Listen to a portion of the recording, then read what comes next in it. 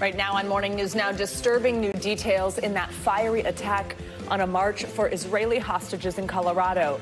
This morning, the suspect charged with a federal hate crime and attempted first-degree murder. As investigators reveal, he'd been planning Sunday's attack for a year. We'll take you to Boulder for an update on the investigation. Also this morning, clashes and controversy in Southern California after ICE agents raid a popular San Diego restaurant, arresting 4 people as part of an immigration crackdown. We saw this should have never happened. The court should not have allowed it, and they did. That's why I'm pissed. Meanwhile, in Massachusetts, protests over the arrest of a high school junior after Homeland Security admits they never intended to apprehend him. We will bring you the latest. Developing this morning, a hazardous haze blanketing much of the U.S. from dozens of wildfires burning in Canada thousands of miles away. We are tracking the conditions, the concerns, and what you need to know to stay safe. And shop till you bought. You heard that right. Artificial intelligence could soon be the standard when it comes to shopping. The new report that shows consumer confidence in the technology is growing. I mean, in just about every facet of our lives. Exactly. I don't know if I'm at that point yet where I would have to do it. This is one where I'm like, oh yeah, please, bring it on. Until you get the clothes and you're like, oh, never mind. Good morning, good to have you with us. I'm Joe Fryer. And I'm Savannah Sellers. We're going to begin this Tuesday morning in Boulder, Colorado, as we continue to learn more about this weekend's fire attack on Israeli hostage advocates. The suspect in Sunday's incident, Mohammed Sabri Solomon, has been charged with a federal hate crime. He was also charged with attempted first-degree murder. Now, the number of people injured in the attack is now 12 after police yesterday identified more victims. Officials say Solomon attacked a group of people Sunday afternoon during a peaceful march for Israeli hostages who are being held by Hamas. Solomon was seen throwing Molotov cocktails into the crowd and shouting, "Free Palestine," before he was taken into custody at the scene. Officials are working to learn more about the suspect. Mr. Solomon stated that he had been planning this attack for a year. And he acted because he hated what he called the Zionist group. Regarding the suspect, obviously we're still looking into him, his whereabouts, all of that. He was not on our radar in Boulder. We had no prior contacts with him here. In a moment, we will hear from former FBI Supervisor Rob D'Amico about the investigation, but let's begin with NBC News correspondent Morgan Chesky, who has the latest in a warning. Some of the video you will see might be disturbing. This morning's shocking new video shows the moment authorities say Mohammed Sabri Solomon attacked a group of people. The 45-year-old seen throwing Molotov cocktails into a small crowd at what was supposed to be a peaceful rally for Israeli hostages held in Gaza by Hamas. Witnesses say he was heard yelling, "Free Palestine," as he carried out the violent act. The 12 victims ranging in age from 52 to 88, now recovering from burn injuries, some of them serious. One of the victims, a Holocaust survivor, now out of a hospital. She goes around telling stories not just to fight anti-Semitism, but to stop the hatred of other people who are also looking for a better future in this community. Solomon is now behind bars, charged with a federal hate crime and multiple counts of attempted first-degree murder. This has every single hallmark of being a hate crime. Authorities sharing chilling new details about the attack. He said he wanted them all to die. He had no regrets, and he would go back and do it again. Police also saying Solomon had been planning it for a year, adding he threw 2 firebombs but had 16 more. He said that he had previously tried to purchase a firearm, but resorted to the Molotov cocktails when he could not purchase a gun because he was not a legal citizen.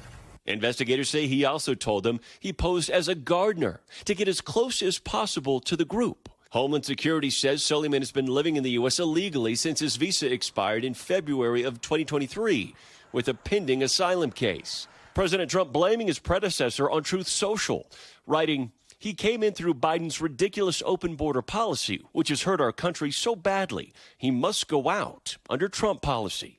Back in Colorado, the community here searching for justice and healing. How do we take care of a Jewish community that is reeling from being wounded? Thanks to Morgan Chesky for that report. Let's now bring in former FBI Supervisor Rob D'Amico for more on the investigation. Rob, thanks as always for joining us. So we just heard there from the Boulder Police Chief a moment ago. Officers never had any prior contact with this man before Sunday's attack. I want to play a little bit from the FBI Special Agent in charge about the investigation. We'll talk after that. The FBI has conducted 44 witness interviews. We've executed search warrants on vehicles, property, and digital devices. We've deployed our full evidence response team both to Boulder at the main crime scene and the execution of a search warrant at a residence tied to the subject in Colorado Springs. Rob, walk us through some of this. Witness interviews, search warrants, evidence response team. In this 24 to 48 hours, what exactly are they looking for? How critical is this window?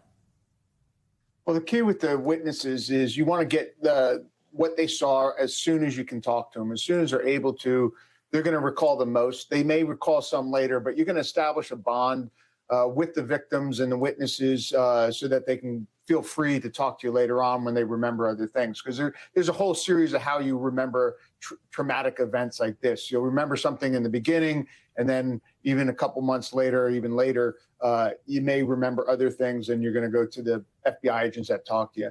So the witnesses' statements are important to start right away. All the other ones are going to be looking at the timeline of what he did to lead up there. He's admitted that he planned this for a year, so they have that coming from him.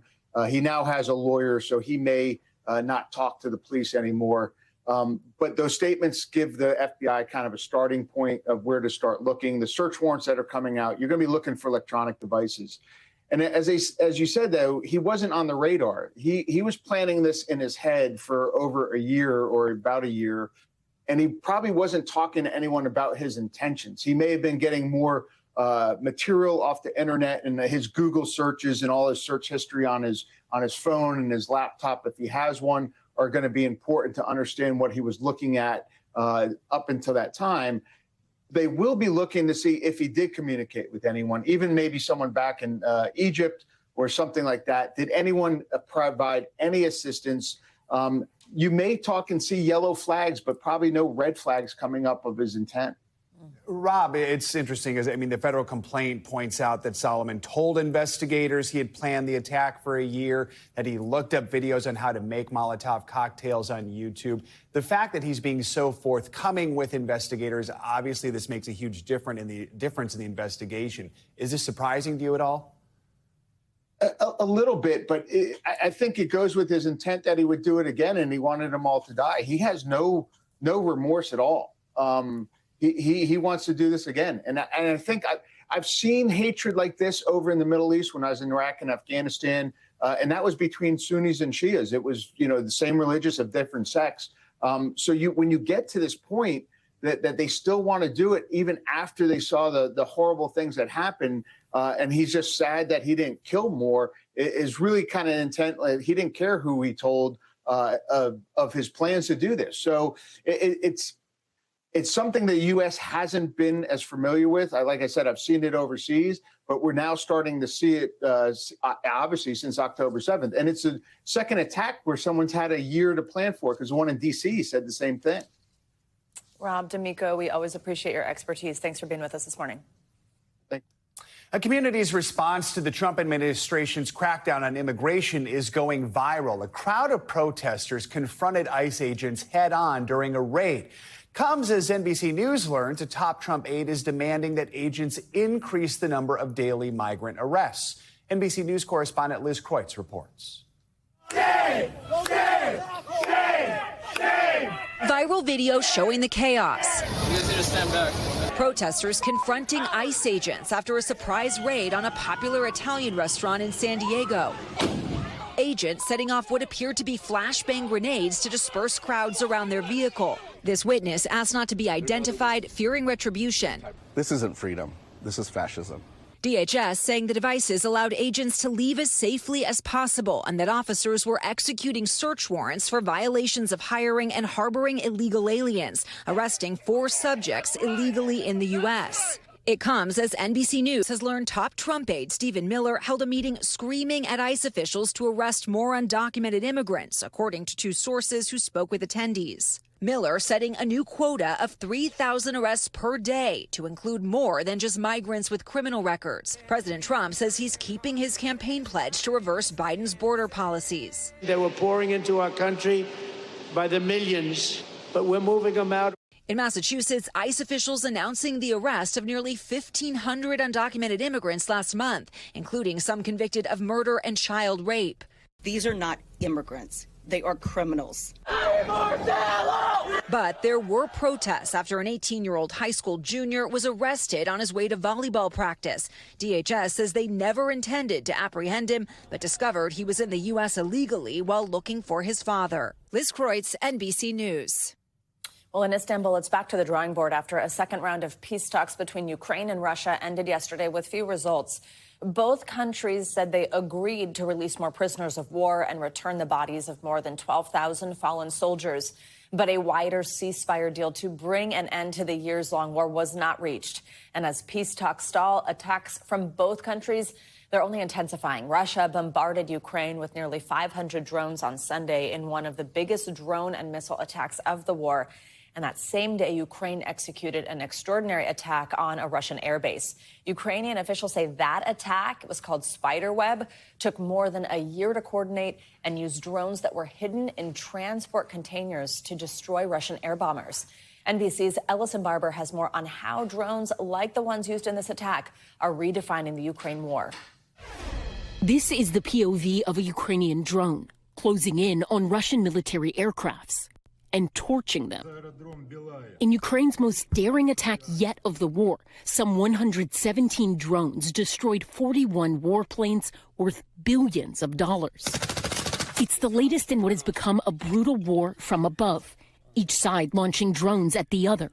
This past weekend, Russia sent nearly 500 drones into Ukraine in one of its largest aerial attacks of the war. But those large-scale assaults from Russia are sometimes followed by other, more small-scale attacks that allegedly target civilians. Do you believe the Russian soldiers operating that drone knew you were a civilian when they targeted you?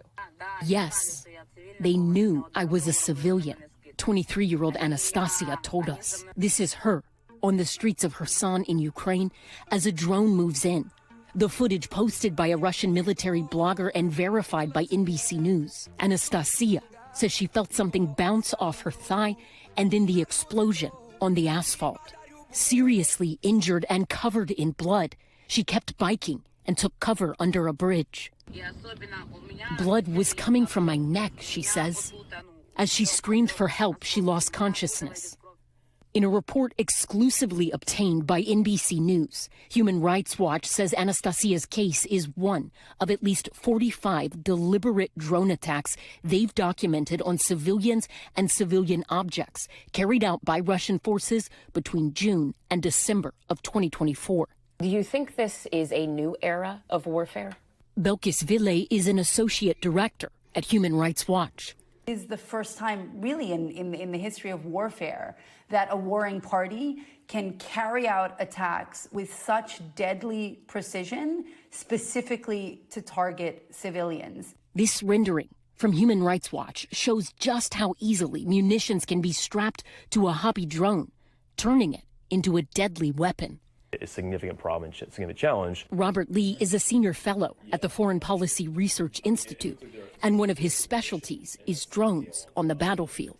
You've got an RPG munition on the bottom. You have the blue thing on top is a battery pack. You duct tape it onto the unit. You change the initiator a little bit. Now you have a guided weapon that operates at significantly greater distances, and this can be operated at the very tactical level, at a very cheap level. A majority of the attacks tracked by Human Rights Watch used commercial drones manufactured by Chinese companies like DJI. So this is a DJI drone. This one right here cost about $900, just a little bit under $1,000. I have the manual on my phone right now, and my producer, who is a licensed drone operator, is going to help me learn how to use it. So to start it, bring the two down like this. It's been about 30 minutes, and I think I have the basics. And we have liftoff. DJI says it does have policies that explicitly prohibit the use of their drones in combat. Other companies say they added geofencing restrictions, technology built into the drones to prevent them from being used in Russia or Ukraine. As one person put it to me, you give me one of these drones, you give me 5 minutes and I can hack the geofence. According to Human Rights Watch, there is no verifiable evidence of Ukrainian forces using them to target civilians. Civilians in Ukraine, however, say commercial drones are causing indescribable trauma. Anastasia describes her attack as an animalistic one. She says she felt like she was being hunted by Russian forces. NBC News has reached out to Russia's Ministry of Defense to ask them about the upcoming Human Rights Watch report and specifically whether or not they are using commercial drones to target civilians in Kherson. They did not respond to our repeated requests for comment. The criminal trial of Sean Diddy Combs is now in its 4th week. Today, prosecutors say they plan to call a hotel security supervisor to the stand, a man who worked at the hotel where Combs was filmed assaulting Cassie Ventura in 2016. Yesterday, the defense ended its cross-examination of Combs' former assistant, who accuses Combs of years of abuse. NBC News entertainment correspondent Chloe Malas has the details. Sean Diddy Combs' former personal assistant telling the jury she never shared with anyone that Combs sexually assaulted her until June 2024. Testifying under the pseudonym Mia to protect her identity, she said it took her 2 months after her first meetings with prosecutors to share the allegations. When asked why during cross-examination by Combs' defense attorney Brian Steele, Mia said, "Because I was terrified and brainwashed." Steele also presenting to the jury several complimentary messages between Mia and the music mogul, including some from years after she was laid off. In one from July 2022, Mia texted Combs about his Netflix documentary, writing in part, "Hey, saw our doc on Netflix Top 10. Congrats, miss you." Combs writing, "Love, love, love." To which Mia responds, "And I love, love, love you."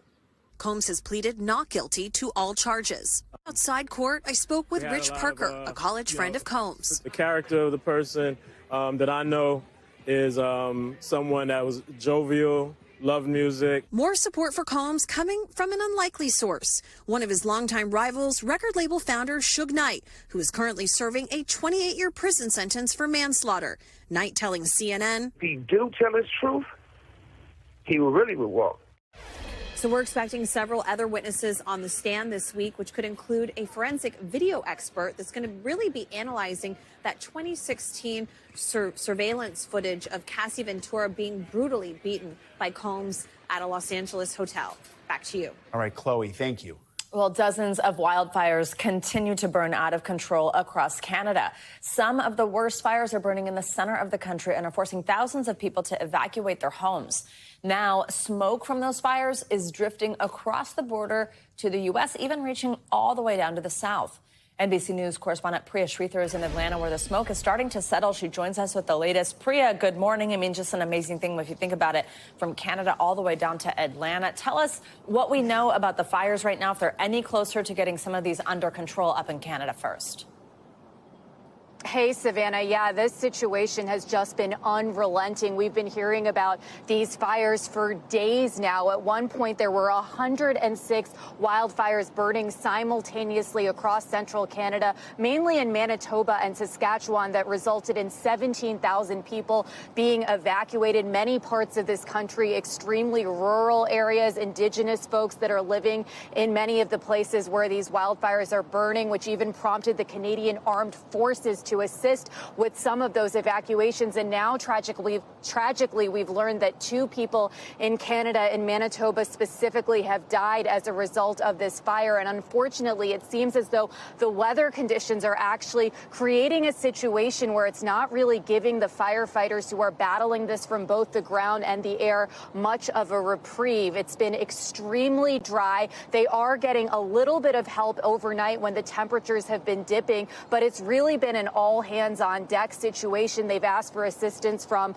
us here in the United States. We've sent air tankers and about 150 ground personnel to help them battle the fighters. And they've even received help from as far away as Australia. So as of right now, there are about 90 fires burning that have destroyed about 1.7 million acres, Savannah. And Priya, now tell us about the smoke situation in Atlanta. How bad is it? Should people be concerned? What's it smell and feel like this morning? Yeah, Savannah, well, the sun is obviously just starting to rise here in Atlanta, so we'll probably have a better idea of how hazy the conditions down here could be in a little while. But as you mentioned, we're nowhere near the Canadian border, so the fact that these wildfires are so powerful that the smoke from those wildfires are billowing thousands of miles away is really quite astonishing. And as you know, this has triggered air quality alerts from the Environmental Protection Agency in many of our northern states like North Dakota, Minnesota, and Wisconsin. They have issued unhealthy air advisories. So people who are particularly vulnerable, like pregnant women, newborns, and elderly people, they're advising should stay indoors with their windows shut, keep the air conditioning on if you have some, to keep that air circulating, because they're saying that even regular people who don't have necessarily respiratory issues could be feeling symptoms from this smoke, like runny nose and watery eyes. Priya, quickly, also before I let you go, because this is also an astonishing one, and talk about thousands of miles away. Dust from the Sahara drifting across the Atlantic Ocean, expected to blow through the southern part of the U.S. later this week. Tell us what's happening here. Yeah, that's right, Savannah. Well, this is a phenomenon that actually happens around twice a year, every year. And it particularly happens usually at the beginning of the hurricane season. So we're expecting that we're going to see some of that Saharan dust particles here in Georgia and Florida later this week. The skies are going to look hazy, very similar to the conditions that people are experiencing from those fires. So experts are saying to just look at those air quality indexes to make sure that there aren't any advisories where you are if you are noticing a particular haze due to the dust, Savannah. All right, Priya, thank you very much, and stay safe down there today. Here in the States, beyond the smoke, some parts of the country are bracing for severe weather. We have Angie Lastman in studio with us with the latest. Hi, Angie. Good morning. Hi, guys. Good morning. Let's start with that smoke. We'll kind of give you the lay of the land weather-wise of exactly what you can expect. You heard Priya just talking about how far south this is working, and you can notice we've got this high pressure kind of swirling just off parts of the Carolina coast, sitting right there near the coastline. We're going to continue to see all of this across much of this region, specifically even as you look out across parts of the Northeast. You'll notice some of that. Now, the good news is most of this is going to be above ground, so you're not going to notice a whole lot of haziness closer to the ground, but when you look up, you might notice some of that. It is impacting still the air quality in moderate ways across much of the East. You can see we've improved in some spots. We're talking unhealthy across parts of the Midwest, specifically Minneapolis, places like Marquette, unhealthy for sensitive groups. The rest of the East, and specifically the farther south you go, moderate air quality. Not a whole lot different from what we normally deal with, but still, again, you'll be able to notice the haze in the air. When we specifically look at these air quality numbers in the index values right now, you can see Duluth and Minneapolis. Those are just a couple of spots that are coming in at that very unhealthy range. So again, all those tips that Priya just gave you,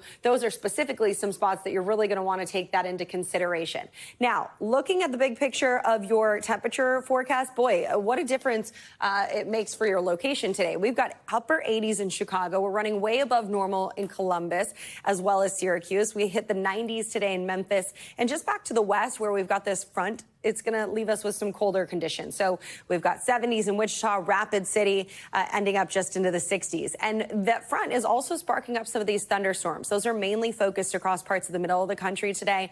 And we've also got some flood alerts already ramping up for more than 9 million people as this system works its way east. This is going to be focused from the plains to the Great Lakes today, guys. It does bring the chance for more severe weather. All of those hazards will be on the table, but specifically concerned about hail and wind gusts.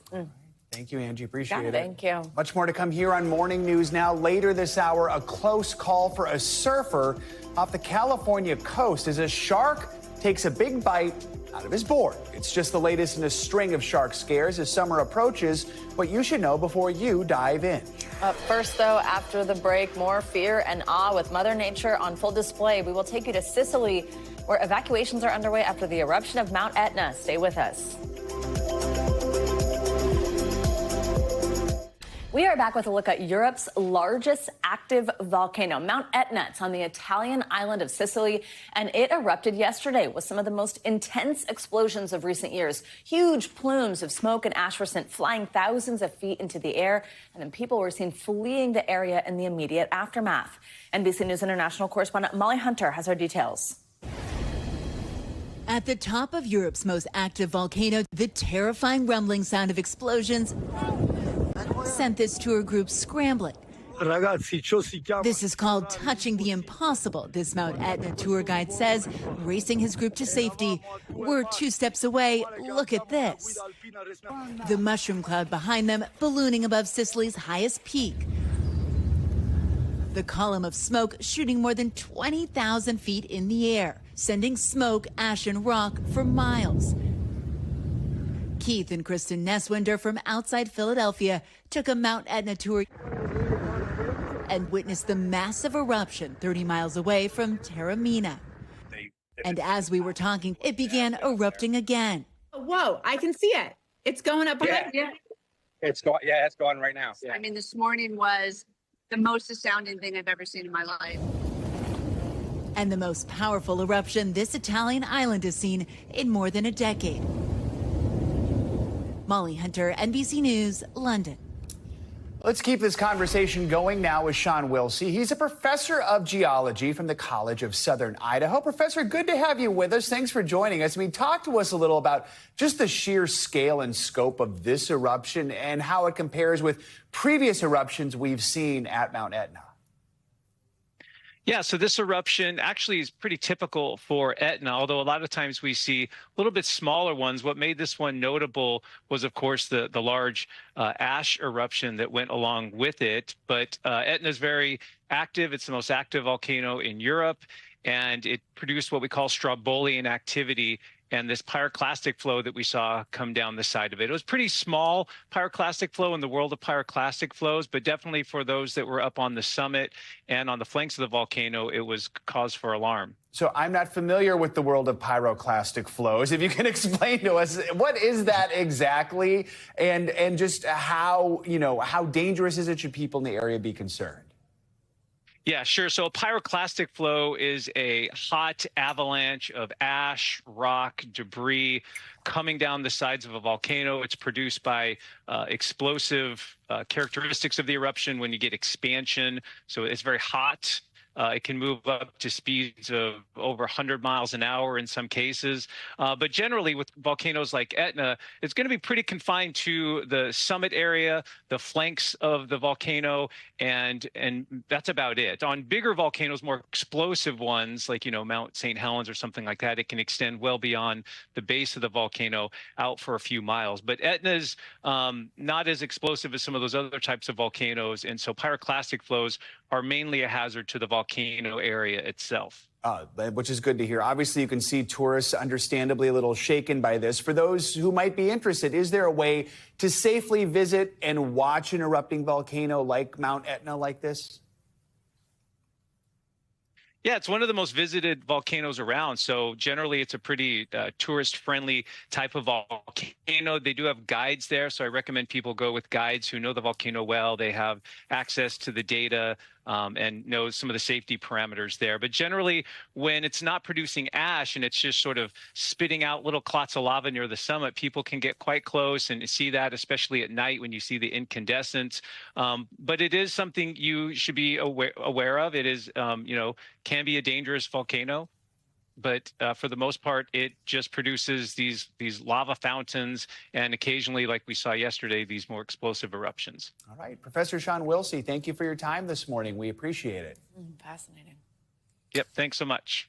We've got developing news out of the Middle East. Officials say dozens are dead in the latest Israeli attack near aid distribution centers in Gaza. NBC's Claudio Lavanga is following that and some other world news. Claudio, good morning.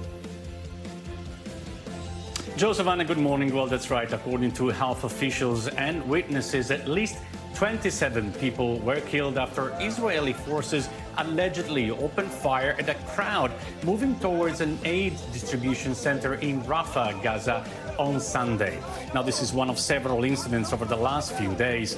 Israel denies its troops fired at civilians, and the U.S. and Israel-backed Gaza Humanitarian Foundation, which runs the food distribution center there, also said there is no evidence of the attack at its facility. But Antonio Guterres, the UN Secretary General, said he is appalled by the reports and has called for an independent investigation. And on Sunday, one person was killed and several others were injured after a 5.8 magnitude earthquake shook the Greek islands and western Turkey. The earthquake struck near the Greek island of Rhodes, a popular tourist destination close to the Turkey border. Residents and tourists across the Greek islands and Turkey were woken in the middle of the night by a violent shaking, while a 14-year-old boy has died in the Turkish resort of Fethiye. And let's end this tour of the world in Colombia, where thousands of people threw overripe tomatoes at each other across the street. No, they are not unhappy customers at a pizza place. They are revelers taking part in the Gran Tomatina Festival in the town of Sutamarchan, north of Bogota. The festival was created 15 years ago to mirror a similar event in Spain and uses tons of non-edible tomatoes in tribute to the town's tomato-based economy. Well, that looks like a lot of fun, but I'm sure it wasn't so much fun for the town cleaners, guys. Right. No kidding. Or to clean it off your skin. That does not come off terribly easily. So, dedicated. All right. Thanks, Claudio. Coming up, the cost of denial. The parents of a 22-year-old blaming insurance for their son's death. We knew he had had an asthma attack, but we didn't understand. And he had his whole life ahead of him, and it was just so preventable and so unnecessary. When we come back, the growing call for changes in the insurance industry. And in our weekly check-in, sports as medicine. The new research that shows playing sports as a kid could have long-term benefits on the mind. Morning News Now. We'll be right back. This morning, we're shining a spotlight on the issues that millions of Americans face when it comes to insurance coverage. Specifically, we're hearing from the parents of a 22-year-old man who died after they say he could not afford the medication he needed for his asthma, even with insurance. NBC News correspondent Ann Thompson has their story. Cole Schmitnick only lives in his parents' Bill and Shannon's memories. This was Thanksgiving. Dead at 22 because of his asthma, something they say never should have happened. Cole went for a routine refill on his Advair, and when he got to that pharmacy counter, he learned that it was going to cost him over $500, and that was a shock to him. Cole had insurance through his Wisconsin employer. What he didn't know, his parents say, is that Optum Rx, the pharmacy benefit manager for his plan, changed its list of covered drugs. The preventative Advair discus inhaler he had used for years cost Cole no more than $66.86. Suddenly, its price tag over $539. Unable to afford it, Cole's parents say he would pay with his life. Did he tell you that he couldn't get his Advair replenished? No. When we went to the ICU, we were baffled. We knew he had had an asthma attack, but we didn't understand. And his roommate said to us he didn't have his Advair. 5 days after his pharmacy visit last year, Cole had a severe asthma attack that led to his death. How old would Cole be today? 24. 24. This is his birthday. Today. Yes. As we speak. What do you think of on this day? For me, it's all the things that we should be doing, that he should be doing, right? He was just so young, and he had his whole life ahead of him, and it was just so preventable and so unnecessary. Pharmacy benefit managers, or PBMs, are the middlemen that negotiate prices and coverage between the insurance companies, drug makers, and pharmacies, meant to bring down costs for patients. Cole's Optum Rx PBM stopped covering Advair discus at the start of 2024, offering what it says were several less expensive but therapeutically equivalent asthma medications. In a lawsuit filed against Optum Rx and Walgreens, where Cole went for the refill, Cole's parents said their son did not get the required 30 days notice of the change. his doctor wasn't contacted, and that the pharmacy never provided Cole with any more affordable workarounds. Cole's parents say he left with only an inhaler for emergencies. It was empty at his house next to his bed. In a motion to dismiss the Schmitniks lawsuit, Optum Rx expressed its deepest sympathies for Cole's death, but says federal law prohibits the case from being brought in state court. Optum also says 3 alternatives, each with a $5 copay, were available, and its system instructed Walgreens to contact Cole's doctor about those options. Walgreens, too, offered its deepest condolences and cited privacy reasons for why it can't discuss specifics in the case. If decisions weren't made outside of his control, Cole could be here. When Bill and Shannon get overwhelmed, they look at their wrists, now with the same tattoo Cole had on his. It's just everyone's little reminder, you know, from Cole to just keep living and that we can still be happy. I keep trying to remind myself that, like, happiness and joy and grief can coexist. If you find yourself in Cole's situation, experts we talked to said first, ask your doctor to appeal the denial. If that doesn't work, then you want to sit down and talk to both your doctor and your pharmacist about what alternatives are covered. And your pharmacist may be able to give you that option right then and there. All right, Ann, thank you so much. Well, it is now time for your weekly mental health check-in. This morning, we are breaking down a new study that shows that kids who stay active in sports are less likely to struggle with mental health issues as adults. Plus, are millennials being put off having kids by knowledge about their own mental health? We're going to be digging into one writer's theory about rising childlessness. For more, let's bring in Dr. Sue Varma. She's a board-certified psychiatrist, the author of the book Practical Optimism, and our friend, Dr. Varma. Great to have you with us. Let's start with this new study I mentioned just a moment ago. Daily physical activity could lead to better mental health years later. This study, it was out of Sweden. It found that the ages of 10 to 12 could be this critical period for kids to stay active. Explain this study for us and what a takeaway for parents is here. Yes. So what's so interesting is that for every 1 hour increased of physical activity at the age of 11, we see a 12% reduction in mental health problems at the age of 18. So it is so interesting that this critical window of time, somewhere between the ages of 10 and 12, shows that the brain is developing or learning resilience to all sorts of problems, and that exercise can help us be a buffer to the stress in the kids' lives. We also know that from the ages of 5 to 11, physical activity drops significantly, so that kids might be having physical activity about 4 or 5 hours a day when they're 5 years old, and that drops to about 2.5 hours a day by the time that they're 11. So it's fascinating that something that is free and accessible to children can have such a powerful impact on their mental health, not just then, but years to come. Let's turn to an essay in the New York Times which asks whether therapy culture is one reason many millennials just aren't having children. Now, the writer argues that her generation, quote, dreads parenthood because we've held our own parents to unreachable standards, standards that deep down we ourselves would struggle to meet. Again, this is an essay, not a study or anything, but what do you think of that theory, and what should people who are on the fence about having kids be thinking about? So it's very interesting because it's something that I hear all the time. In addition to millennials citing factors like inflation and the cost of childcare, finding the right partner to have a child with, climate change, all of the things that are happening in the world from a socioeconomic, political perspective, this essay added a very nuanced layer of the psychological reasons that many people don't want to have children. They'll say, my parents messed me up, I went to therapy and I realized that there was a lot of trauma and it was a toxic environment, or maybe not from therapy, but just in general. And as a result, I don't want to talk to my parents.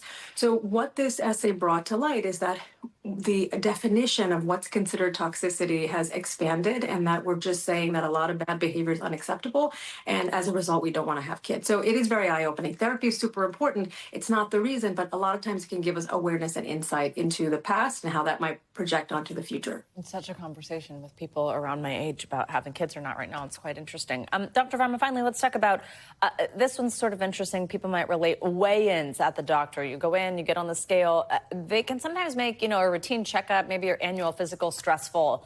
for people. Is there any way that healthcare providers can try to reduce stigma, anxiety around this, or patients just to opt out altogether? Is that something you'd recommend, though?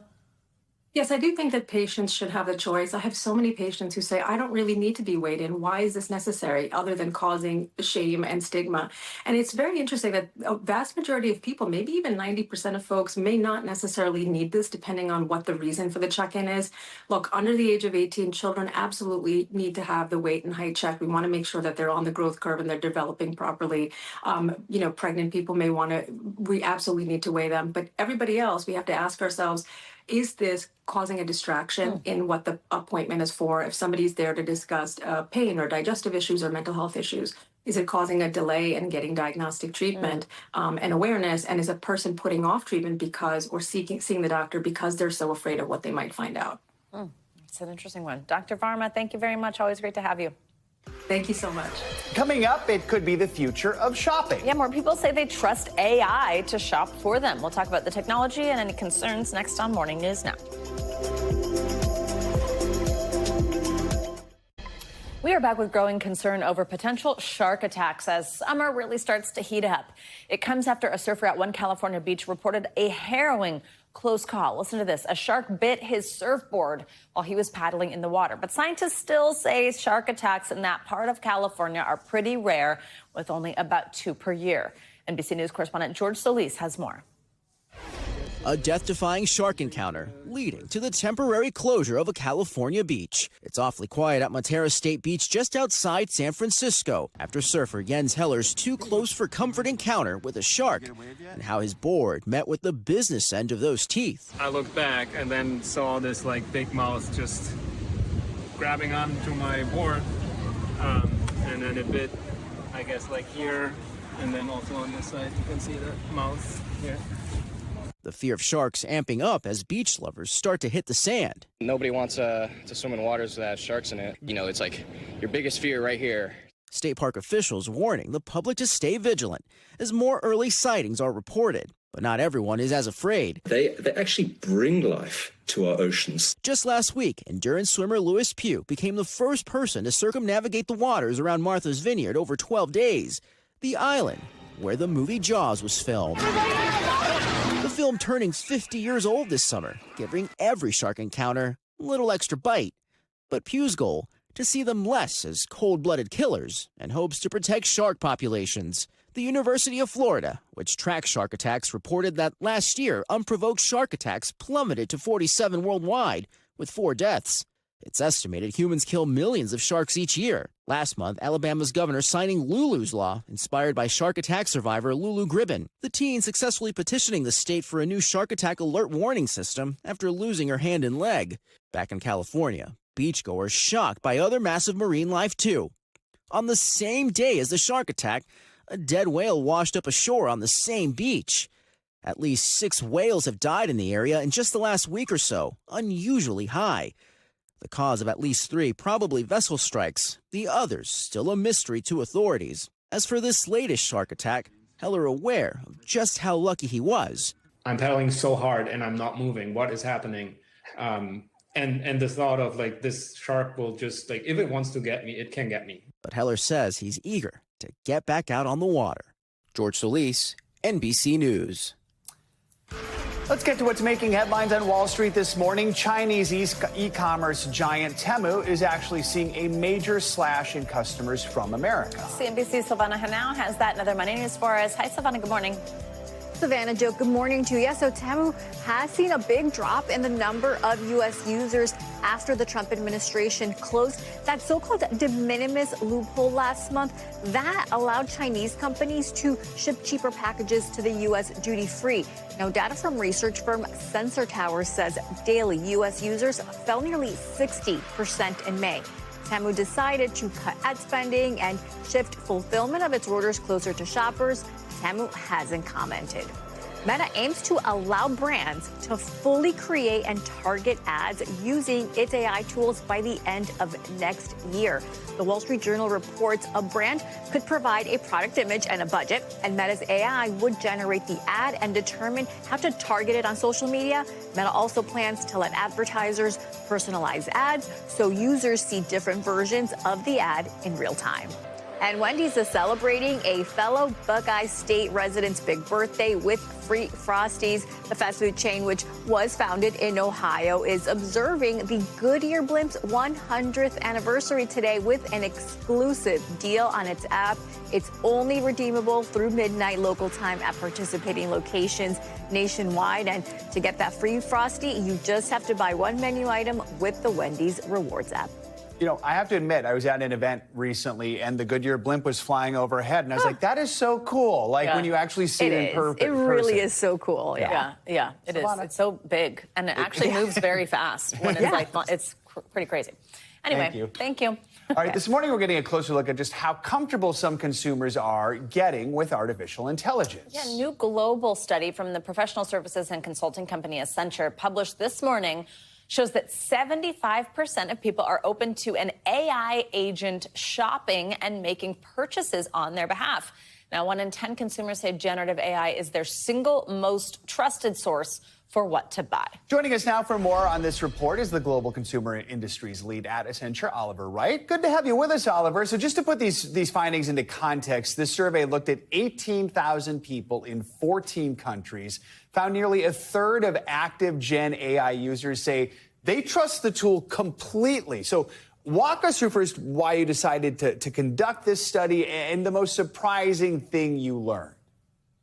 Yeah, so we've been running these sorts of exercises now for about 6 years. So we started with COVID and the focus on what was going to be happening with consumers changing there, and it allowed us in that instance to spot things like how comfortable and clearly people were going to move to working from home very, very, very early on in the process.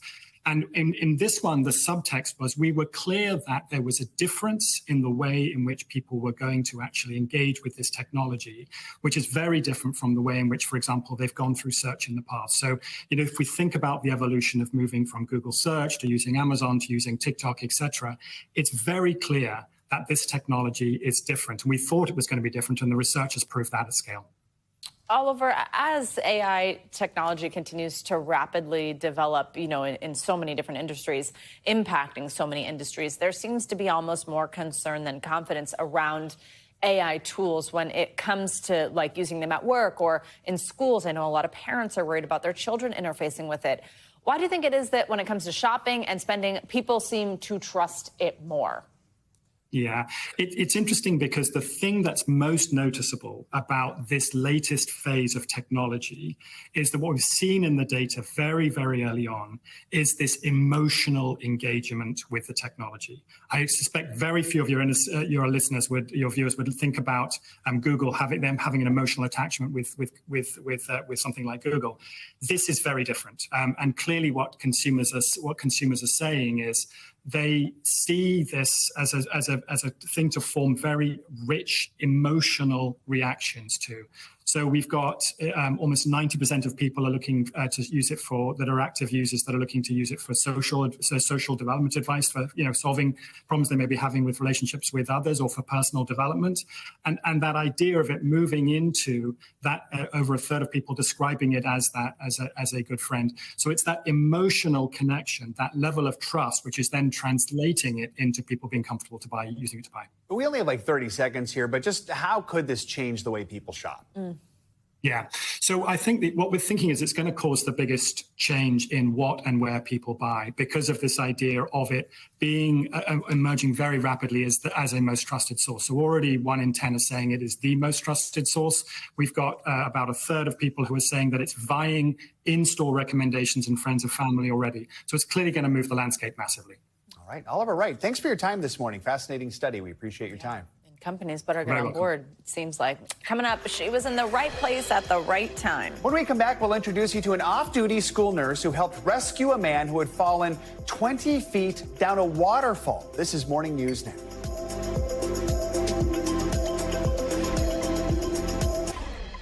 Welcome back. An off-duty school nurse out of Utah is being hailed as a hero for saving a man's life while she was actually on a hike with her kids and dog. Yeah, NBC News correspondent Rahema Ellis has this amazing rescue story.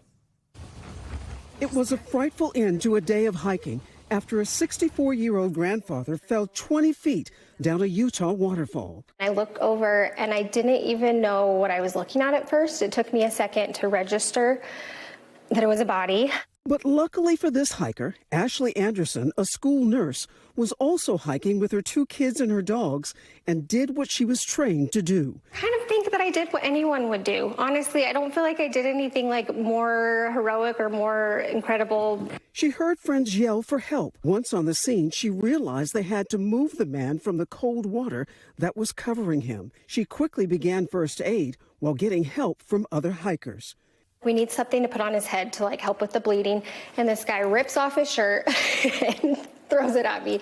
So we put that on his head, and then several of us picked him up and moved him over to a dry area over on the rocks. Meanwhile, a rescue team hiked down and coordinated a helicopter into the narrow canyon.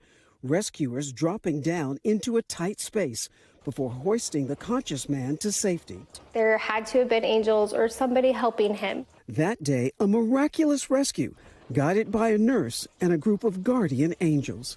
Rahema Ellis, NBC News. Good to have the right people there at the right time. No kidding. Wow. All right, that is going to do it for this hour of Morning News Now. Don't go anywhere, though. The news continues right now.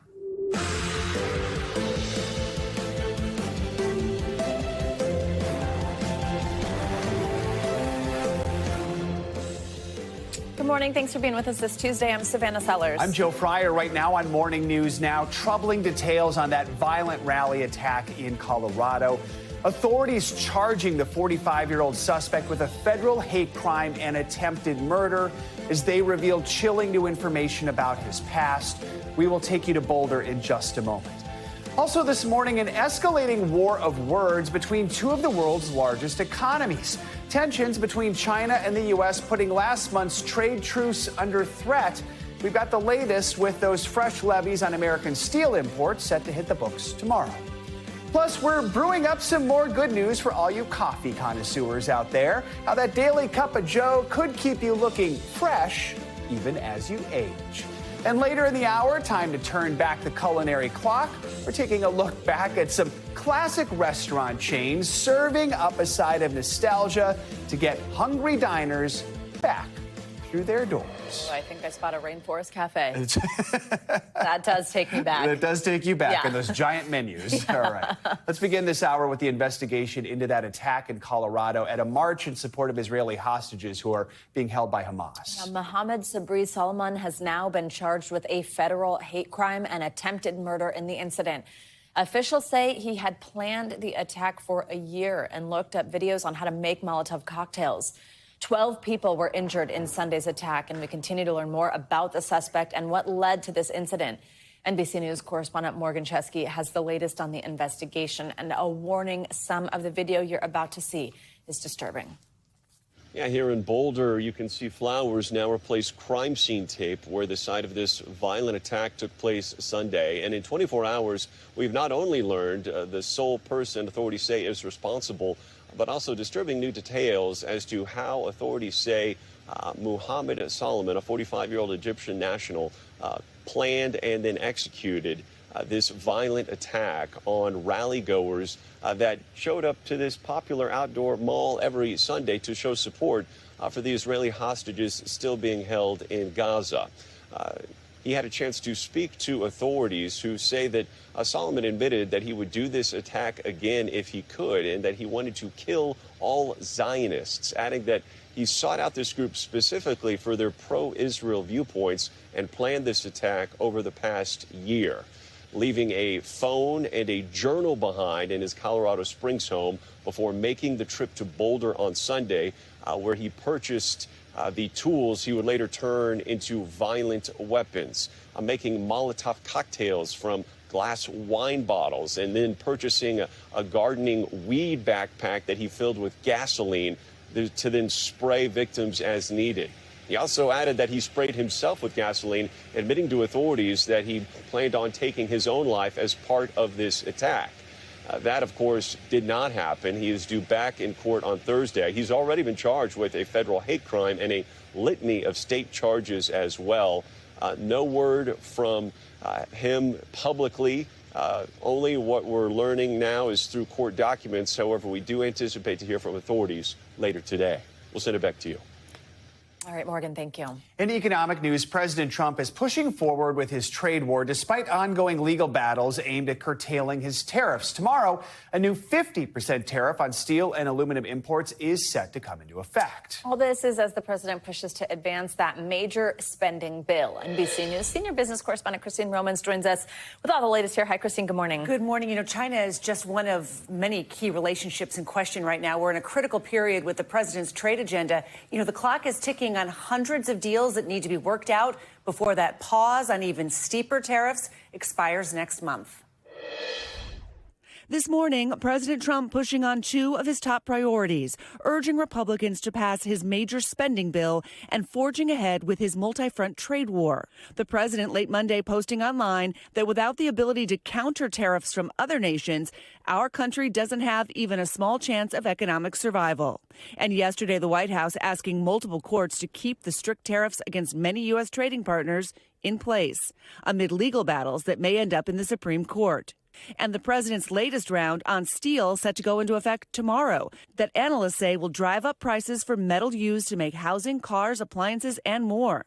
Steel workers are very happy. We did the tariffs. Even as this morning, a group representing 38 countries, including the U.S., sharply cutting its forecast for U.S. economic growth because of tariff uncertainty.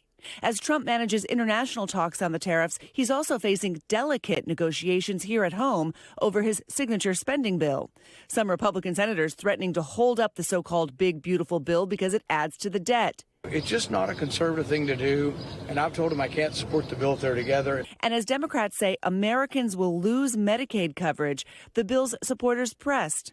Here's Republican Senator Joni Ernst in a contentious town hall last week, saying the only cuts will be for people who shouldn't be covered in the first place. They are not eligible, so they will be coming off. So people are not, well, we all are going to die. Ernst later doubling down. I'm really, really glad that I did not have to bring up the subject of the tooth fairy as well. But yesterday, clarifying. I'm very compassionate, and you need to listen to the entire conversation. Do you have any Can you explain your protect the most vulnerable? That whole episode getting an awful lot of attention from a lot of lawmakers who are moving forward with those negotiations on the spending bill. Meantime, a new report on the manufacturing sector shows it shrank by more than expected last month. Some factory owners reporting the cost of tariffs is being passed on to consumers, saying the on-again, off-again import taxes, quote, wreaked havoc on suppliers' ability to react and remain profitable. Of course, the president's overall trade reset here is meant to make manufacturing in the U.S. stronger. But in the near term, at least, factory owners are saying all of this uncertainty has been detrimental. They don't know what prices will be like next month. And that's a hard way to run a business if you're a manufacturer. Gosh. Thanks, Christine. Appreciate it. Thank you. Well, negotiations between Ukraine and Russia yesterday failed to make a breakthrough in bringing an end to the two countries' years-long war. And the most significant thing to come out of the second round of peace talks in Istanbul was an agreement to exchange more prisoners of war and return the bodies of fallen soldiers. And as negotiations toward peace stall, attacks from both sides have been intensifying. Russia bombarded Ukraine with drone strikes this past weekend, while Ukraine launched that major drone attack, which it says destroyed at least 13 Russian air bombers. NBC News Chief International Correspondent Keir Simmons is live in Dubai with the latest on all this for us. Hi, Keir. Good morning. Hey, good morning to you. And a little bit of breaking news. We're just seeing reports that the Ukrainians are saying that they have hit the bridge to Crimea, that they've set off explosives there.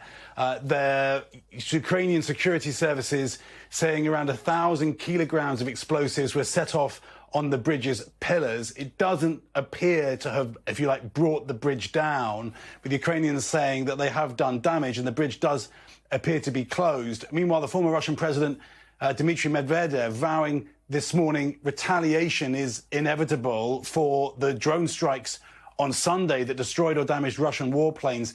though little is known about other drone attacks Sunday that appear to have been repelled by the Russians, with most information and video coming from the Ukrainian side. The latest video this morning, a burning Russian truck, apparently used in a string of audacious Ukrainian drone strikes. These new satellite images show a Russian airbase before and after the covert attacks Ukraine has dubbed Operation Spiderweb. Detailed analysis of videos from Ukraine's special forces show a drone closing in on one of President Putin's prized long-range bombers. Minutes later, locals posted images of smoke rising from the base, with drones heard overhead and explosions. Here, a drone is seen taking off from another truck. That attack at Belaya Air Base in Siberia, while simultaneously, thousands of miles away, Olenia Air Base was also struck. From there, this Ukrainian Special Forces drone clearly shows Russian aircraft on fire. Another plane explodes in a ball of flames on camera. And car tires, apparently cheap Russian drone defenses, bounce off. Then the video shows a row of 3 burning Russian Tu-95 aircraft. The Tu-95 is one of Russia's valuable cruise missile-carrying, nuclear-capable aircraft, able to fly as far as the continental United States. Russia has 60 of them in operation, but they are no longer in production, so it would take years and billions of dollars to replace them. Ukraine says it smuggled more than 100 small drones into Russia for the precision strikes that took 18 months of planning. Russia must feel what its losses mean.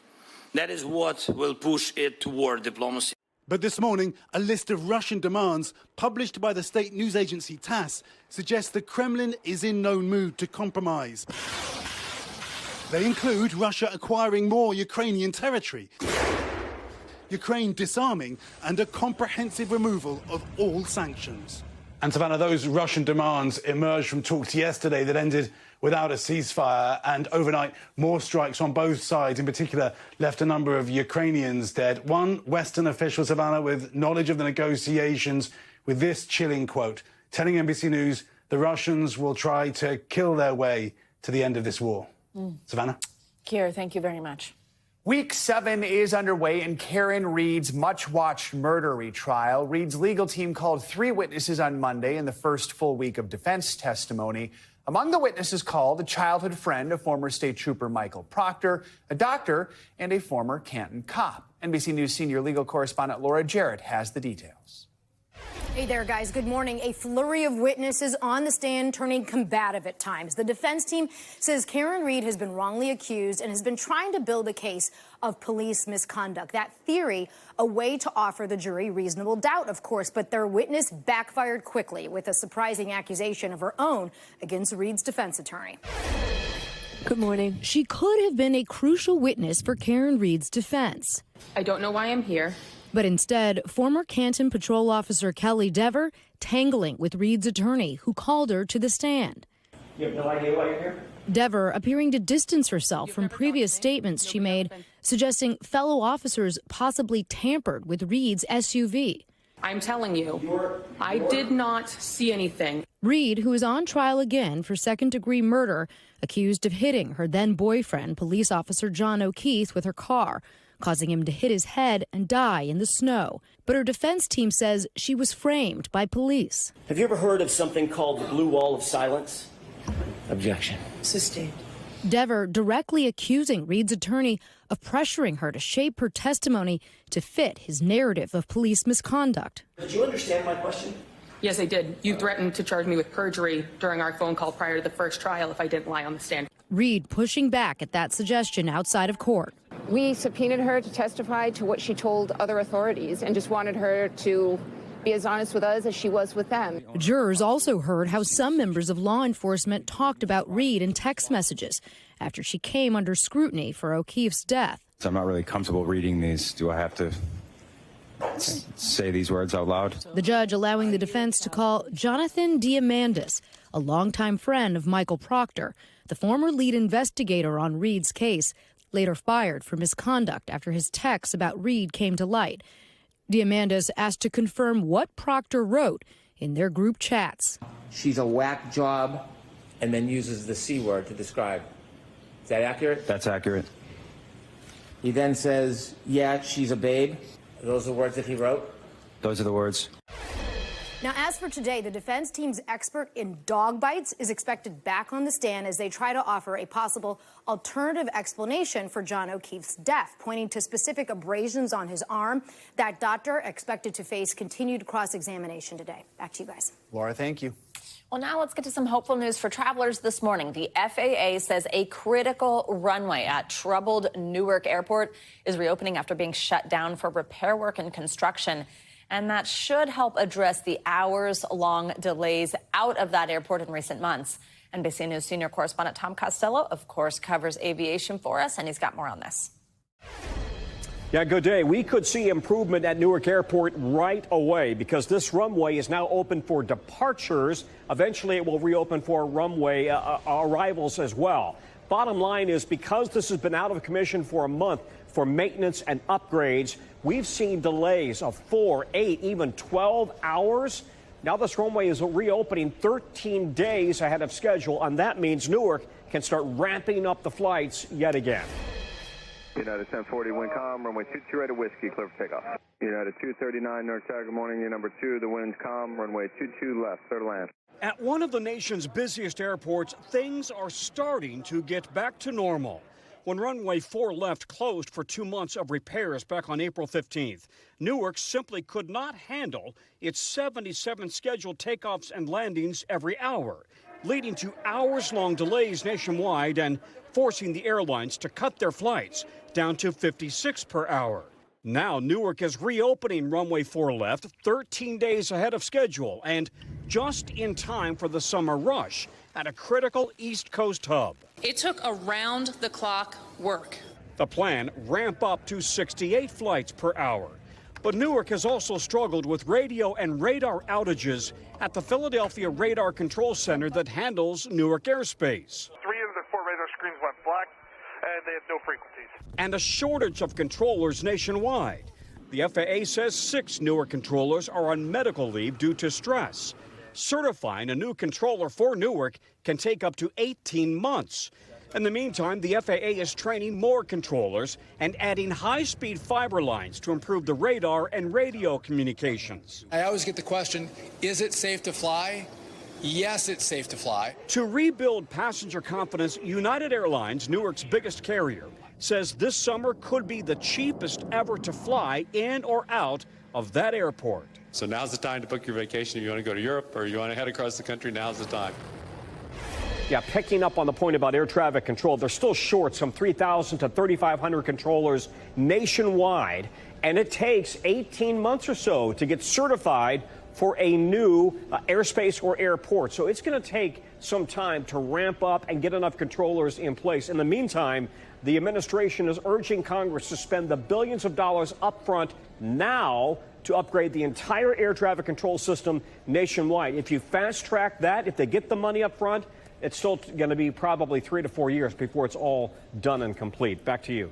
Tom, thank you. This morning, smoke from the wildfires in Canada is triggering air quality alerts here at home. All the way down to the south. Let's get a check on your morning news now weather with Angie Lastman. Hi, Angie. Good morning. Hi, guys. Good morning. We've got some of those air quality issues that we're going to see not just today, but potentially into the next couple of days. And here's what's going on. Of course, you mentioned that we've got those wildfires burning in Canada, and this is ushering in some of that smoke across this region. We're even going to see those kind of milky skies across parts of the Northeast, the Mid-Atlantic.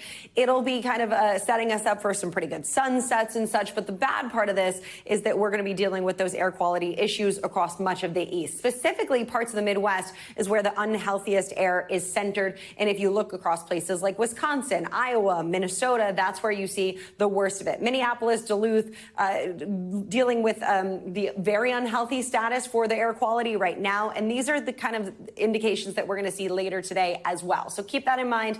If you have a difficulty with any of these kind of respiratory issues, that's going to last for a little while longer. We also are dealing with temperatures on the warm side of things, basically across the Midwest, the Great Lakes, and points east. 80s in New York City today, mid-80s for Norfolk. We head to the 90s in Memphis. Back to the west, cooler than normal for this time of year. It's not going to be chilly by any means, but Wichita topping out at just 78 degrees for your day today. And we keep the warmth going for tomorrow. Look at these temperatures across the Northeast. We've got high 80s, nearly 90 for Pittsburgh, Syracuse, Boston, Blackstone into the mid 80s. We've got Nashville topping the 90s. And this is going to be something that we see last for a little while before we kind of moderate out. So notice Washington, D.C., upper 80s through the end of the work week, back to the mid 80s by Saturday. New York City goes from Thursday into the high 80s to Saturday into the high 70s. So feeling very summer-like in a lot of these locations as we round out our work week, and temperatures will stay into the 80s for a little while beyond that. Now, in the middle of the country, we've got this system kind of working across the country. So ahead of it is where all that warm air is. Behind it is where the cooler than normal temperatures are. But it's really ramping up that severe threat through the day today, and already dealing with some thunderstorms and definitely some heavy rain across parts of the plains and stretching into the Midwest. And this has set us up with some flood alerts early this morning. They stretch from Missouri down to Texas, Oklahoma City, Kansas City included in those. And we've got more rain on the way as this system works to the east. One thing to note, we do have the potential, all those ingredients are there for us to see some strong storms. So severe weather possible. Again, that same kind of area stretching from the Midwest down to the southern plains. We'll see the potential, guys, for hail, wind gusts, as well as a few tornadoes and the flooding concern through at least today. Right, a lot to keep an eye on, Angie. Thank you so much. Well, there is more to come on this hour of Morning News Now. Some good news, how that morning cup of coffee could be the key to healthy aging. First, after the break, Mother Nature's raw power on full display in Italy. Europe's most active volcano, Mount Etna, erupting yesterday, sending folks fleeing to safety. The stunning footage caught on camera next. Welcome back. People on the Italian island of Sicily were in a state of shock and awe after Europe's largest active volcano, Mount Etna, erupted yesterday. Massive plumes of smoke and ash spewed thousands of feet into the sky, while tour groups in the area were spotted making a hasty escape. NBC News international correspondent Raf Sanchez joins us with more on this. Raf, good morning. Joe, good morning. Mount Etna is Europe's most active volcano. It erupts pretty regularly, but this was one of the largest eruptions of the last decade. You had a tower of smoke 4 miles high. Eyewitnesses say it was both beautiful and terrifying. This was the moment Mount Etna erupted in fury, hurling smoke and ash skyward and sending tourists, including some Americans, running in terror. This is called touching the impossible, says this Italian tour guide, right before shepherding his group to safety away from the summit. Looming over the island of Sicily, Etna is one of Europe's largest volcanoes and its most active. This is one of the larger eruptions it's had in the last decade or so. This tower of smoke more than 20,000 feet tall and visible for miles in every direction. And once darkness falls, spurts of lava spectacularly visible. This thermal camera showing lava pouring down the mountainside. Among those to witness Etna's power, Keith and Kristen Neiswender from outside Philadelphia. It was hundreds of feet in the air. It looked like an atomic bomb had gone off. It was really the most amazing thing I've ever seen. What did you think when you saw it? At first, I thought it was so surreal that it wasn't happening, and then it registered. The couple came to Sicily to trace Kristen's family tree and ended up encountering the same volcano her ancestors would have seen. So I guess the Sicilians call her the Mother Mountain, Mother Etna. Mm-hmm. And she was getting angry. She's getting angry. Mother Etna has been erupting for thousands of years, its ancient power an occasional challenge to modern living in Sicily. The last major eruption in 2024 forcing a one-day closure of the island's main airport, part of life in the shadow of the volcano.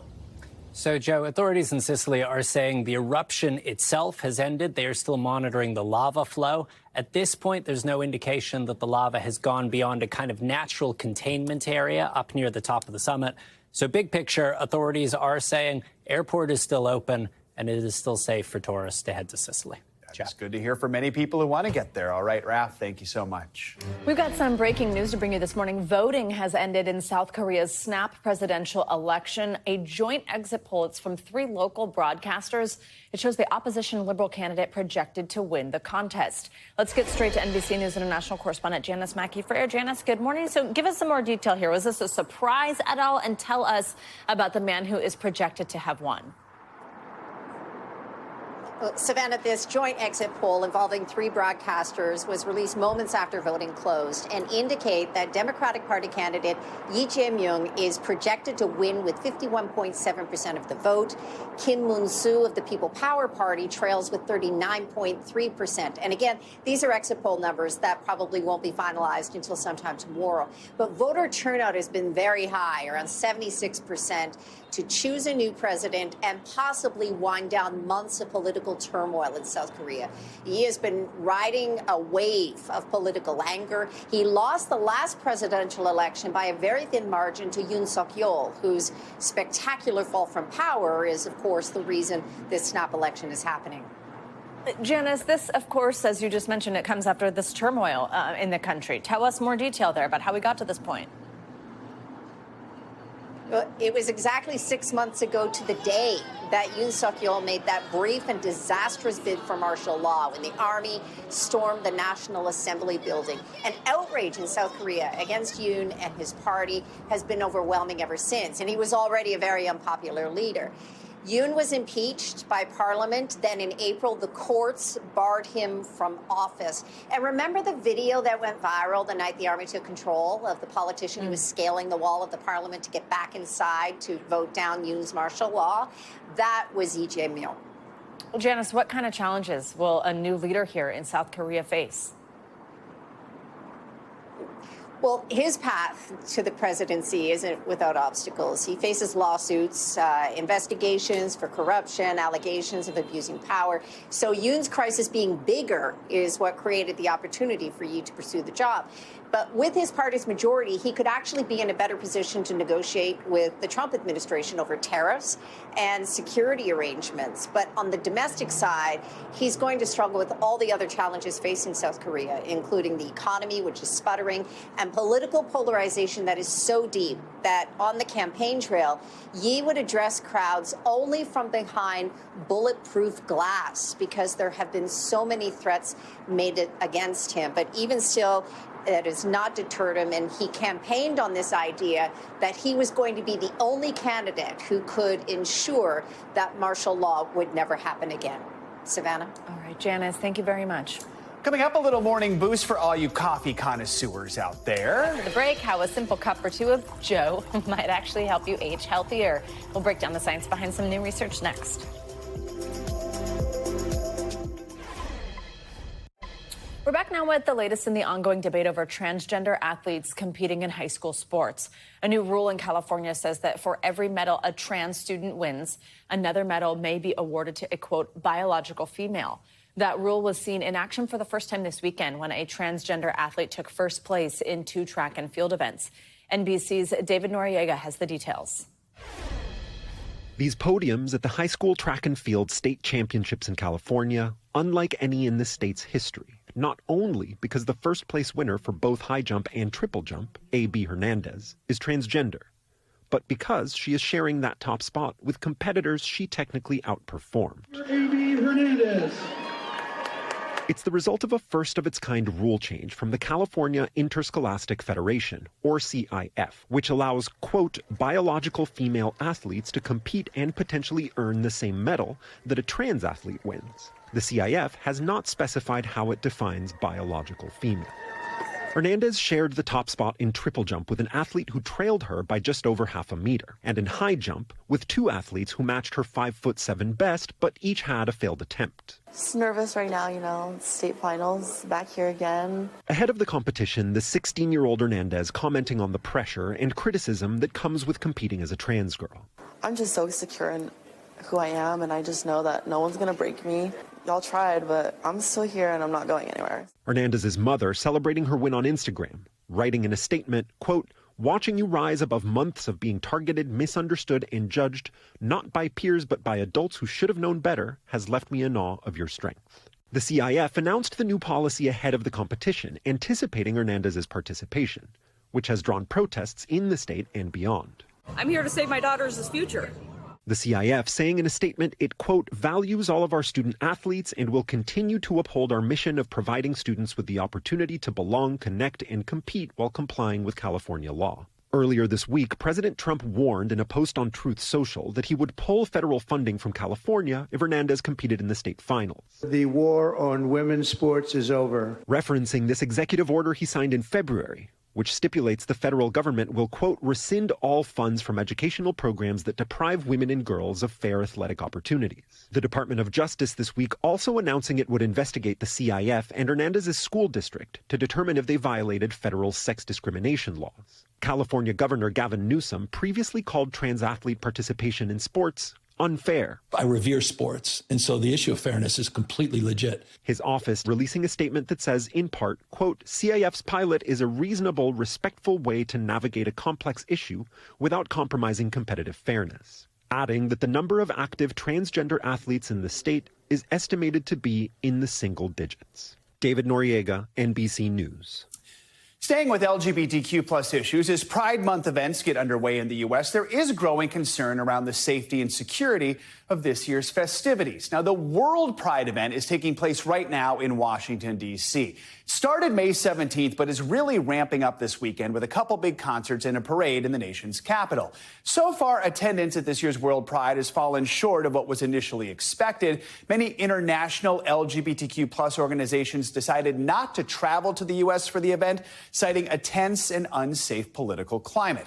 This global event is taking place in the White House's backyard as the Trump administration works to strip away transgender rights and eliminate DEI programs. Ryan Boss joins us now. He is the executive director of Capital Pride Alliance and the host of World Pride DC 2025. Ryan, good to have you with us. We know you're busy right now, so we appreciate you taking some time. I mean, this is the first time the U.S. has hosted World Pride since 2019 when it was here in New York on the 50th anniversary of Stonewall. First, just briefly, set the stage for us. What is World Pride? World Pride is an opportunity for pride organizations that are members of our international association, Interpride. We actually bid to have this honor, and we were awarded this honor back in fall of 2022, which actually means we transform our annual Capital Pride event this year into World Pride, really helping to spread the message of human dignity, human decency, and the fact that we all should have the right to live ourselves authentically and true. I know the city was initially bracing or hoping for around 3 million visitors for this year's World Pride event. How many folks are you expecting now? What are you seeing? I mean, it's always hard to gauge.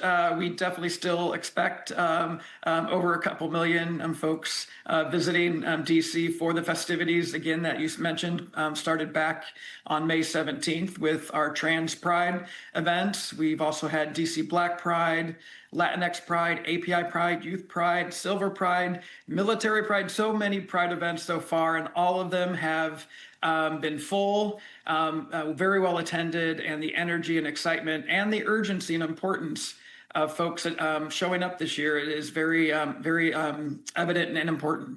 For those who have decided not to attend, especially a lot of the international groups that often go to World Pride, what is it they're telling you? What are you actually hearing from them? I mean, it's a mixture. It's pretty, I would say, disheartening to hear that folks internationally are afraid or concerned to travel to the United States of America, of all places. That should tell us something. This is the land of the free. And to have folks have those fears, it's unacceptable. So it's important that through all of our Pride events, through Pride events globally, that we ensure that our Pride events continue to happen and that we show up. This is the time that we cannot be forced back into the closet. We just did a segment yesterday about several Pride organizations across the U.S. this year seeing a loss in major corporate sponsorships and funding for their events. I know you've seen that, too. In some cases, they've pulled funding, and in some cases, they say, hey, we'll give you the money. We just really don't want our name tied to the event. I mean, talk about that and what that's been like. Yeah, it's again, another disappointing situation, and one that, in essence, it also creates a lot of anger, and it does not help in a time when people, especially our youth, are looking for who has our back, who truly believes in the essence of what inclusion and freedom means. So yes, we've had sponsors who are still wanting to commit and support financially, but don't want to be visible. And that's actually sort of the antithesis of what Pride is about, of coming out in a safe environment to be your authentic selves. So it is a difficult and challenging space right now. I'm hoping that we get through this. I know that we will get through this. We are resilient, defiant, and a joyous community. We have like 30 seconds here, but what's your message to anyone who's looking to attend this weekend? I know I spoke with a few folks who are heading to Washington, especially if they do have maybe any concerns about security. DC is home to protests. This is where you can let your voice be heard. We are working diligently with not only our DC government agencies, but with the whole region. And we are ready to welcome you. And we hope you do come, and know that we have a lot of different events, large, small, inside, outside. So there'll be something for everybody. And we do hope everyone stays through Sunday, our final day, when we have our International March on Washington for Freedom, followed by our final day of the Free Festival and our closing concert. Ryan, thank you for your time this morning. Appreciate everything you're doing. Thank you. Appreciate it. Happy Pride. Happy Pride. Well, it turns out your morning cup of coffee might be doing more than just waking you up. Yeah, new research suggests that moderate coffee drinking could be linked to healthier aging. And it's not just because of the caffeine kick. Joining us now for more is NBC News medical contributor Dr. Azar. Dr. Natalie Azar, always great to have you with us. Okay, so we understand that the study, it actually followed women. Yes. Is that right? Specifically for several decades. Yeah. So it seems like quite a bit of information here. What did it find about this link, and is there a takeaway for men? Yeah, so the study was done on women. This is actually data that's from the Nurses' Health Study, which has generated so much information for us, basically on healthy women aging. And they followed close to 50,000 women for about 3 decades. And what they wanted to determine was whether there was any association between coffee consumption and what they defined as healthy aging, which is living 70 or beyond, not having any major chronic diseases, being physically, mentally, and cognitively well. And what they found that only about 3,700 women met those standards. But what did those women have in common? They all consumed a moderate amount of coffee, the equivalent of about 2 to 3 cups per day, around 315 milligrams. We talk about this, a good amount. How much is that in a shot versus a cup? You got to add up what you're doing. But anyway, the take home is that it appears that coffee consumption could be protective in terms of this healthy aging outcome. So it's specific to regular coffee, right? So not decaf, not tea. Right. Why do we think that? Well, so a lot of the conversation around why is coffee potentially beneficial, and there's a body of evidence that suggests that it is it the caffeine or is it the coffee? And so they looked at other things that contain some caffeine, such as tea. Decaf also has some caffeine. They looked at soda. Soda was a particular thumbs down. People had a 20 to 26% less likelihood of aging healthily if they consumed soda, not surprising. So it does appear that there's something probably with the caffeine, but also about the coffee. Coffee has what are called bioactive compounds, antioxidants, anti-inflammatories that all may be involved in promoting this healthy aging. Is this a dumb question, or is that the same thing with espresso? No, it's fine. It doesn't matter. I mean, espresso is coffee. Right. Just like regular, your Dunkin' K-cup, like I have every single morning, coffee is coffee. And for women, is it as simple as like adding a cup of coffee per day that could do something healthy for you? So what I think the nuance here is that what the study looked at was coffee drinking and outcomes. They didn't look at, now we're going to take this group and you're going to start drinking coffee and see what happens. So if you're not a coffee drinker, you certainly can, but I can't tell you that it's going to make a difference if you start now. But the time frame where these women were really analyzed in terms of their coffee consumption was between the ages of 45 and 60. And I think biologically there might have some relevance there in terms of hormones and genetics and things like that. I think the take home is not so much if you're not drinking coffee, you should start, but rather if you are consuming coffee, you can feel very, very good about it. Love that. Quickly, for men, do we know if there's benefits too? Totally. This just happened to be, again, information from the Nurses' Health Study. which is, of course, unique to women. But yes, men can benefit from coffee as well. Yay! Yay! Yay! See, I'm like, I'm not. If she said no this morning, you were totally going to stop, right? Yeah, right, it's you're like, totally going to stop. Hard out. Thank you. All right, coming up, ever feel like you're being inundated with those pesky scam phone calls or those texts? Yes, well, you are not alone. After the break, we're digging into an eye-opening new study revealing just how many Americans are feeling that frustration. And we'll tell you what you can do to keep all your sensitive information safe. Next on Morning News Now. We're back with an issue plaguing almost every single American. A recent CNET survey shows 96% of Americans receive at least one scam message from email, phone calls, or texts each week. I mean, I'm like every day, Right. at least one a day for real. Experts say bad actors are getting better at making messages look legit, so it is important to know what to look out for. NBC News cybersecurity reporter Kevin Collier joins us now with more tips from the experts on how to keep your personal information safe. Kevin, good to have you with us. So we know there's 4 types of scams that target Americans all the time: email, phone calls, texts, social media messages. Emails are the most common. 90% of Americans get at least one of those per week. What can people, first of all, do to just avoid falling for an email scam? Yeah, I mean, this is the golden age of scams, right? For email, there's 2 things I'd recommend. Sometimes making an email that looks legit, but the message is not in the body of the email. It's like attached as a PDF that you can read. That's not necessarily an indication it's a scam, but it's a really good indication. It's why a scammer would do this is your email provider is going to search the body of an email for code words that indicate somebody's trying to bilk you for money, but it won't necessarily scan the attachment. So when you open up the attachment, you just see the scam message. And then second, this is a really good rule of thumb in general, applies to all of these. But if a suspicious email says it's from a known institution, say a company, a bank, collection service, whatever, that's trying to get you to click a link to share either personal information or payment information or both, you don't have to click it. You can go directly to the website, find where you're supposed to pay it, directly, and then if there really is something that you're supposed to pay. Hey, Kevin, let's talk fake phone calls. This is the second most common type of scam message. The number here is 83% of U.S. adults say they receive at least one fake call a week. Nearly a quarter of people get more than 10 spam calls in 1 week. I mean, I'm definitely in that category. I'm multiple a day on both phones, by the way, for sure. How can people try to spot this? Because these are getting pretty good, too. I mean, I think a lot of people do this already, but if it's from a number you don't recognize, don't expect a call from somebody, you don't have to take it. You can let it go to voicemail. And if it's legit, you can listen to voicemail. I mean, if it's something important, they usually will leave one.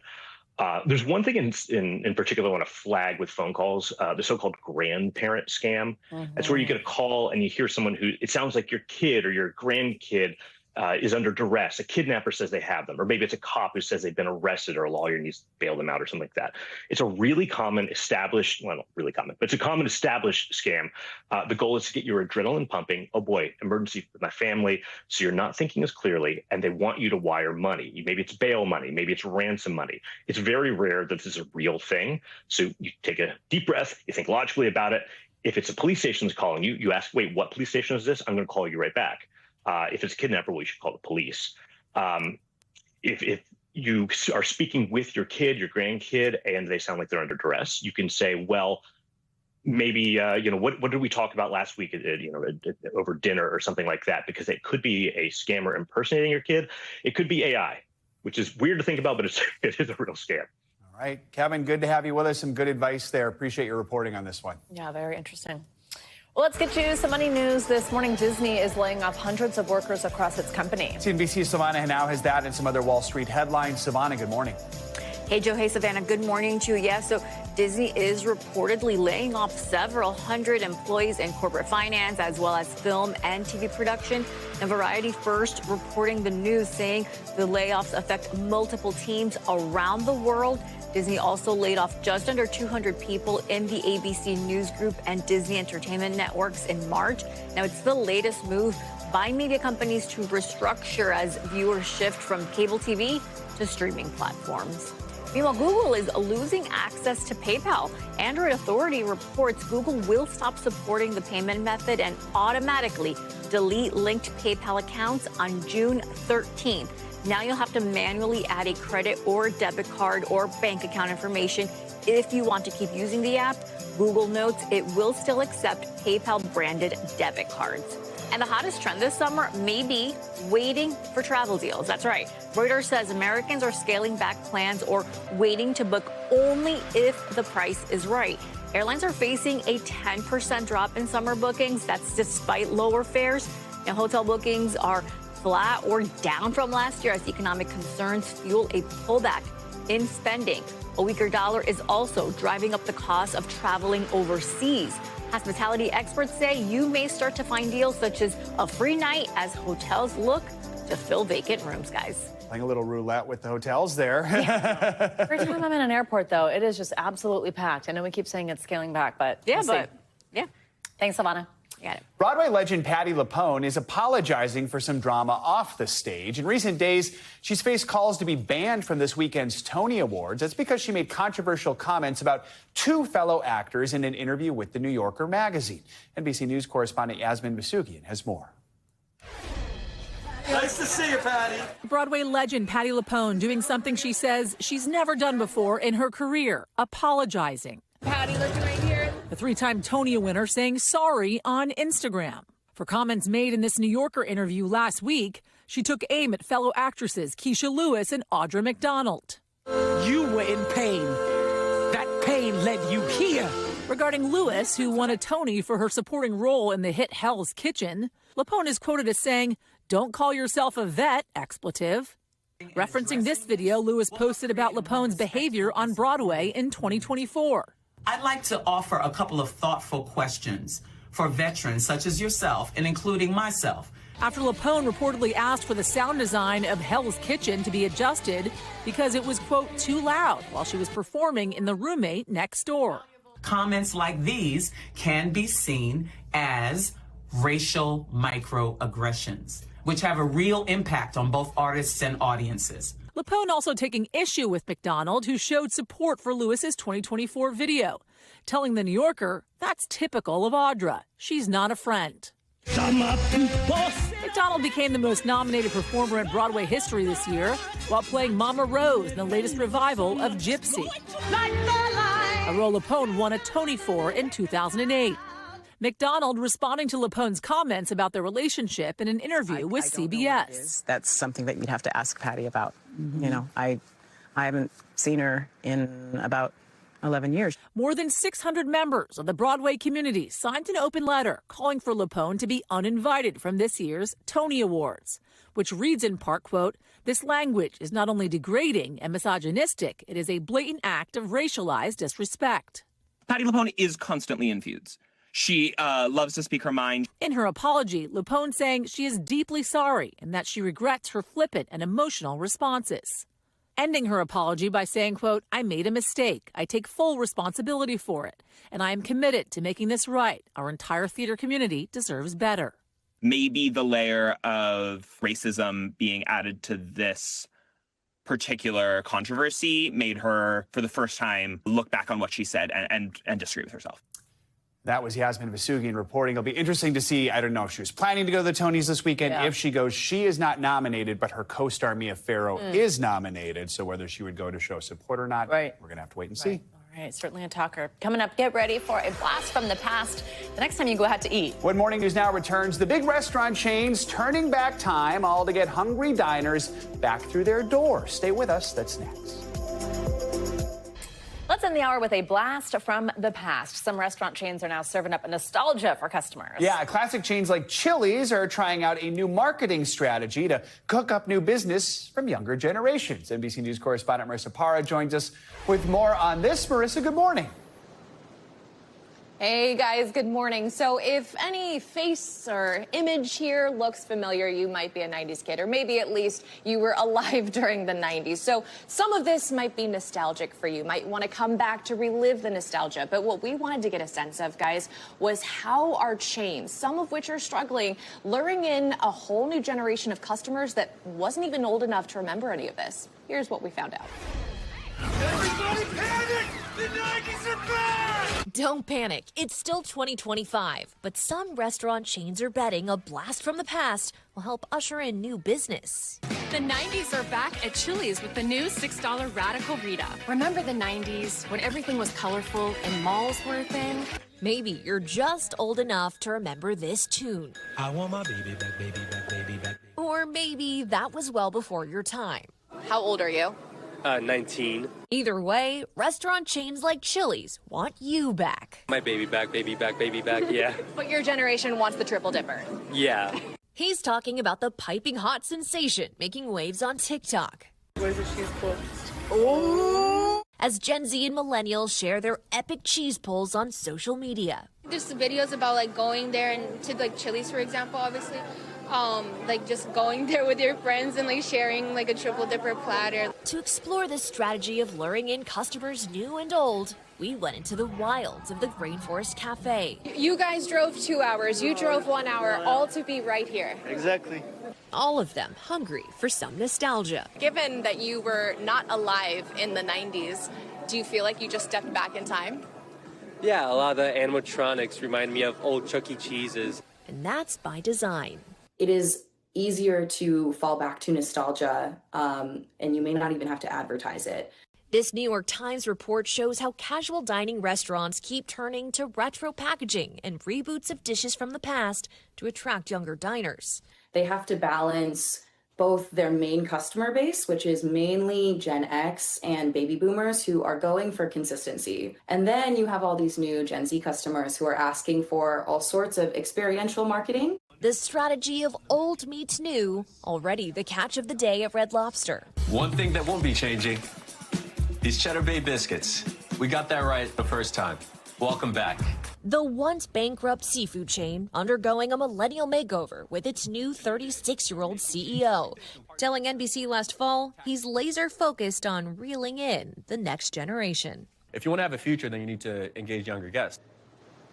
So, Joe and Savannah, we've seen this story before. What's old is new. What's new is old. We've got the baby back ribs generation, and then we've got the triple dipper generation. And what I thought was interesting is the viral sensation helped surge and drive up the profits with Chili's upwards of 15% with just this viral sensation we saw across TikTok. So perhaps a model for other chains that are looking to revive business with a generation that typically doesn't spend as much money going out. But Joe and Savannah, I will tell you, a little early for the margarita, but we're about to have a very happy crew who's about to take over right now. Cheese pull. I see lots of cheese pulling in your future. Oh, God. Get me started. Thank you, Marissa. Thank you. That's going to do it for this hour of Morning News Now. But the news continues right now.